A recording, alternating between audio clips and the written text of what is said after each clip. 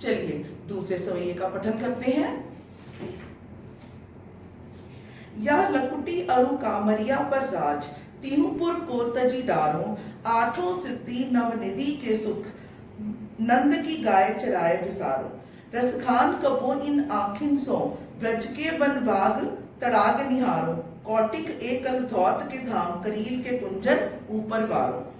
तो इस सवैये में कवि रसखान श्री कृष्ण की अनन्य भक्ति के लिए, अपना सर्वस्व त्यागने के लिए, अपना सर्वस्व न्यौछावर करने के लिए तत्पर हैं और इसी इच्छा को व्यक्त करते हुए कहते हैं कि चलिए पहले भावार्थ समझने से पहले हम शब्दार्थ जान लेते हैं। लकुटी लाठी, कामरिया कंबल, तजी छोड़ना, आठों सिद्धि आठ सिद्धियां। जब ऋषि मुनि तपस्या करते हैं तो वह तपस्या के पश्चात इन सिद्धियों को सिद्ध करते हैं। तपस्या के पश्चात, तपस्या के फलस्वरूप उन्हें ईश्वर यह सिद्धियां प्रदान करते हैं। अणिमा, महिमा, गरिमा, लगिमा, प्राप्ति, प्राकम्य, ईशित्व और वशित्व, यह 8 सिद्धियों का उल्लेख किया गया है।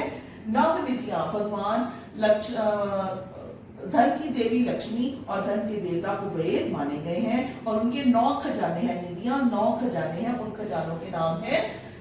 धन के देवता कुबेर की 9 निधियां कही जाती हैं नवनिधियां, और उन 9 निधियां, उन 9 खजानों के नाम है पद्म, महापद्म, शंख, मक्र, कच्छप, मुकुंद, कुंद, नील तथा खर्व। तड़ाग तालाब, कौटिक करोड़ों, कलधौल सोने से बने, धाम महल, करीर कांटेदार झाड़ी। तो चलिए अब सवैये का हम भावार्थ समझ लेते हैं। रसखान जी कहते हैं कि ग्वाले की अर्थात श्री कृष्ण की लकुटी उनकी लाठी और कामरिया उनके कंबल के लिए मैं तीनों लोगों का राज त्याग सकता हूँ, और यदि मुझे नंद बाबा की गायों को चराने का सुख मिले और इस सुख को प्राप्त करने के लिए मैं 8 सिद्धियां और 9 निधियों के सुखों को भी भुला दूंगा।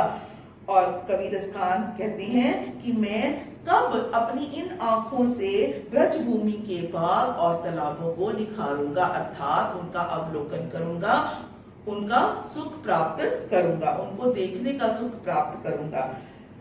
कवि रसखान कहते हैं कि मैं ब्रजभूमि की कांटेदार झाड़ियों के लिए भी अपने सोने चांदी के महलों का भी त्याग कर सकता हूँ, अर्थात ब्रजभूमि में रहने के लिए वह अपने सोने चांदी के महलों को भी तुच्छ समझते हैं और उनके लिए ब्रज प्रदेश में रहना अत्यंत सुखकारी है, यह सुख अत्यंत दुर्लभ है।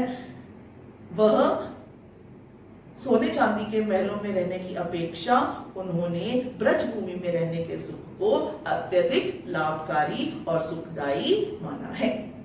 इसमें भाषा ब्रज भाषा है, उसके बाद करील कुंजन में अनुप्रास अलंकार है, भाषा सहज और प्रवाहमय है, और छंद कौन सा है? सवैया छंद।